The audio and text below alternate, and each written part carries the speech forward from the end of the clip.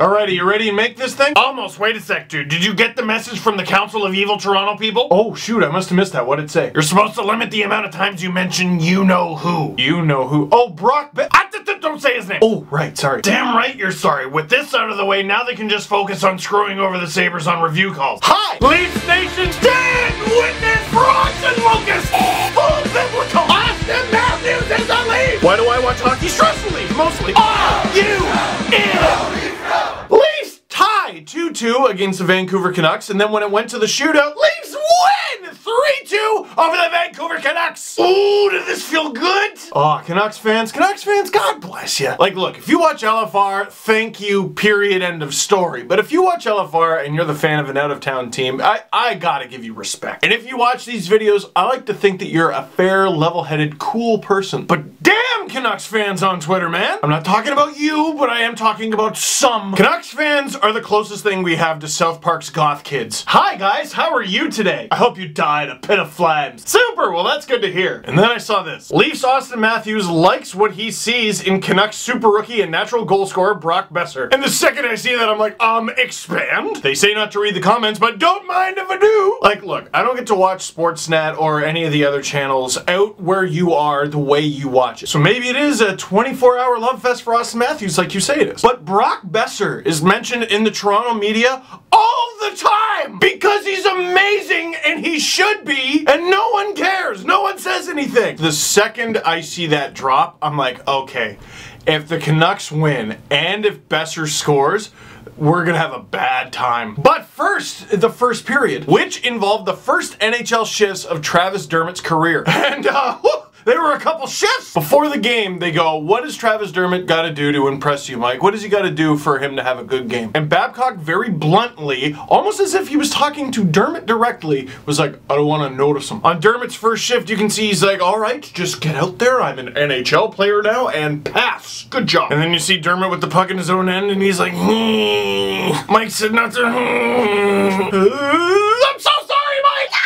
Oh, right away. Oh, Dermott's got those happy feet. And he dazzled a couple times. Didn't lead to anything necessarily, but wow. Look, I've said this over the years. Look, you're not supposed to get your hopes up about players, okay? You gotta give them a chance to be themselves. But sometimes players do a terrible job of tempering others' expectations. Travis, you're blowing it! He had a big rush in this game. He had a shot on goal. He had a couple hits, including a pretty big one. He only played about 12 minutes, but boy, that was exciting. Moving on to the second period. Thomas Vanek has had a weird career. He went from crazily dominant to this guy who wasn't really worth it at the trade deadline, to this guy who could still play, to this guy who was one-dimensional, to I don't know what he is in Vancouver. Brock Boeser has received a ton of national coverage. I know exactly how he's doing. Vanek I hadn't really heard of. Turns out he's second on the Canucks in scoring. And you can see why. Pow! Sets up Brock Boeser, and the Leafs are down 1-0. Oh, okay, I see the hype. Early in the game, I felt it with Boeser, but after the goal, I knew. Boeser reminds me of Matthews. It's a legit comparison,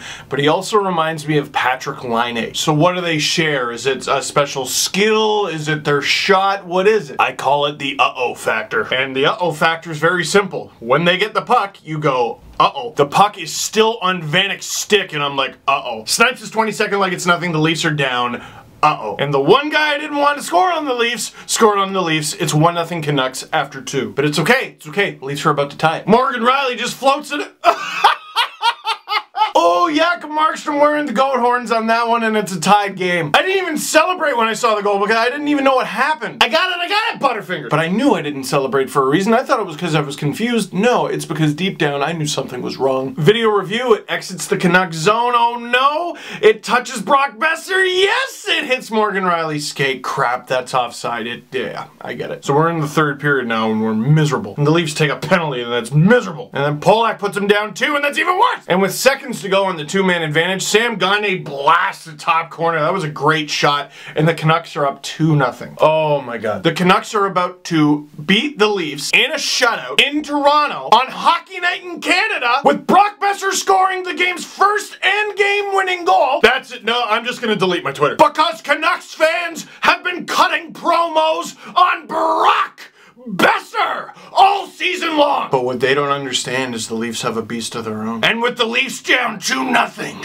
Austin Matthews puts on his boots, his camo pants, grows a beard, stands at center ice and yells, "I'm not finished with you!" Less than 2 minutes later, Nylander gets the party started. All right. Matthews to Hyman. All right. On-man rush. Hyman over to Matthews. And a little sweep into the net. The Leafs get on the board for real this time, and you should feel honored to even be mentioned in the same sentence as Austin Matthews. There it is. There it is. The Leafs are on the board. Let's go. From the second that goal went in, I knew the Leafs were going to tie it. I didn't think it would happen like this, though. Travis Dermott, playing on his offside, which apparently is what he usually does, sends it over to Morgan Rielly. Now, Riley's been rushing the puck all night, and he's been doing a good job of it. He's probably going to do it again. But he just sends this crazy free willy pass up ice. Boeser backs it out of midair, goes in, shoots, stops, shoots again, scores! Dermott with his first career NHL point, Morgan Rielly with a highlight reel assist, and Tyler Bozak proves once and for all that not only is Brock Boeser not even the best 20-year-old American hockey player in this game, he's not even the best B last name in this game. So we head to overtime, and it's going to be a long one, and it's going to be an exciting one, and Boeser gets a puck, snipes, oh my god, he scored the overtime winner on Hockey Night in Canada, worst case scenario, goodbye to him deleting Twitter. And like, the Canucks dump over the boards and they're celebrating and everything. After video review, it's clearly not a goal. But honestly, it's like I was saying, Boeser's got that aura where if the puck doesn't go in, but he celebrates, you go, I think Brock's right. That's an old strategy we used to use in like Dragon Boat in high school. If the race is close and you're not even sure if you won, just celebrate like you won. Because it's high school Dragon Boat. What are they going to do? Go to video review? No, if they're not sure, they'll take your word for it. But this isn't high school Dragon Boat. They have video review and the puck didn't go in. Get back on the bench! Leafs get a power play, but to no avail, we head to the shootout. Matthews scored in the game, shoots, scores in the shootout. Good for you, Austin. Sam Gagner scored in the game, scored in the shootout. Good for you, Sam. Marner didn't score in the game, didn't score in the shootout. You're not allowed. Which means Brock Boeser scored in the game? Oh, well, that's weird. He didn't score in the shootout. It's just so weird that that happened because Tyler Bozak scored in the game and he scores in the shootout. Buzz Lightyear to the rescue, and the Leafs have a chance to win it. Vanek scored in the game. He comes in on the shootout. Stopped by Freddie Anderson, and he tries to flick the puck and he misses, but it doesn't matter because the Leafs won. Oh, you don't want to make the fans feel too bad, but now, Canucks fans, if I were you, I know I went on my little rant, and I know if the Canucks had won, it would have been awful. But I was a little sad because after the game, Canucks fans weren't yelling and angry.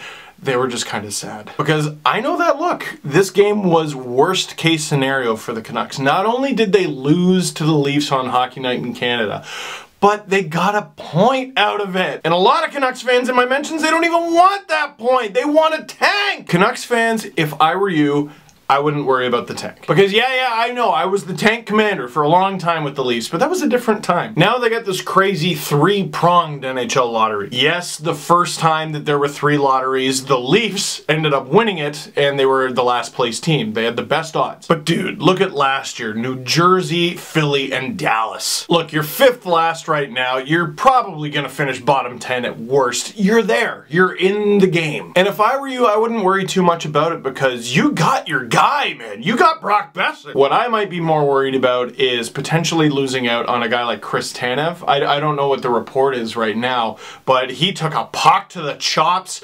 Whoa. Look, the Canucks are 5th last right now, and they have a worse record over their past 10 than any other team in the bottom 5. So if you want your tank, there's your tank. But you know what? You're in a different position to the Leafs because when the Leafs finished last, they had already burnt it to ash. The Canucks haven't done that, and I don't think they need to do that. You already got your wicked coach. Travis Green coached an excellent game in this one. Take it from a longtime Matt Sundin fan, you thieving bastards.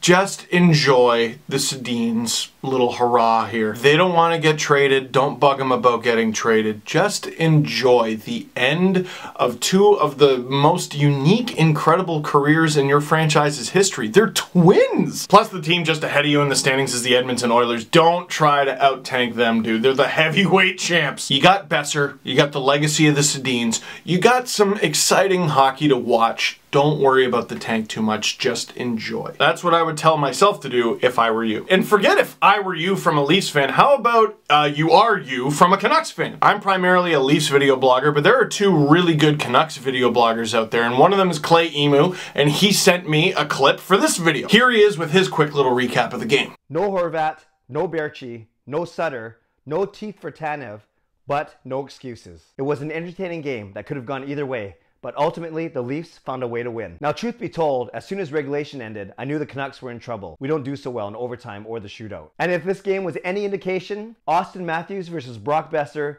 is going to be a lot of fun to watch over the next few years, even if Matthews hurls expletives at Boeser from the bench. Keep up the good work and good luck in your march towards the playoffs. And thank you, Nazem Kadri, for not gooning the Sedins. He's only got 2,300 subscribers. Let's bump that number up a little bit. Clay, C-L-A-Y, Emo. I pronounced it wrong the first time. I-M-O-O. And there's actually another Canucks video blogger that I really like. His name's Miroki on Defense. M-I-R-O-K-I on Defense, all one word. If you're a big Canucks fan, look him up and subscribe to him too. He does a good job. Lastly, questions. Gotta wrap this up. Who do you think leaves Toronto first? Bozak, JVR, or Komarov? Well, Komarov played 24 minutes last game and is indispensable on the power play. Bozak has had a great couple of games, and the Leafs aren't exactly that deep on the middle, and JVR does something in front of the net that no other Leaf can do, so I don't think any of them are leaving. I think they'll try really hard to bring JVR back. I think they'll explore bringing back Komarov. Bozak, I have no idea. Is Carrick out of the lineup now? And once Zaitsev is healthy, does Dermott stick around over Carrick and Polak? I know it's just one game, but I thought Carrick was pretty bad last night and Dermott was real good. And similarly, does Dermott ever replace Polak, creating a Borgmott pairing? Well, this was the bummer, and I called it last video. I wanted Dermott to get in the lineup, but I didn't want it to be at the expense of Borgman, but I thought that made the most sense. If they do ever create the Borgmott pairing, it'll be Polak with Gardner, because they're never taking Polak out over Carrick. I think I got this pegged, man. The Leafs are seeing what they got. A giant reason, maybe the biggest reason why the Leafs made the playoffs last year is they had no injuries. But looking at Pittsburgh last year, the Leafs know they gotta be deep. On the wing, I don't think they're too worried. They know they got Levo sitting there, they know they got Kapanen, and they know they got a few other guys who haven't even gotten a shot and will probably be fine. They're checking out Goat to see how he does. On defense, Babcock's been fidgeting all season, not happy with what he's got, so they're seeing what they got with Dermott. I have no idea what their plans are, and I'm fascinated to see what they do with Dermott, because everything I've ever been told is they're trying to go the long game with this guy. But if game one was any indication, he's ready now. It's weird that Matt Sundin spelled backwards is Stamnitis. What's wrong with you? Is Komarov being showcased? No way, I don't think so. I think Komarov is one of the very few players that Babcock actually trusts on the penalty kill. That's why he's been played so much. I don't really think showcasing exists. What happened to the one Luftballon that would have made it 100? I don't know, Georgie. And on that extremely creepy note, that is it for this one. Thank you very much for watching. Click like if you liked this video. Click subscribe if you really liked it. Tell all your friends. And go check out Clay, Emo, and Miroki on Defense.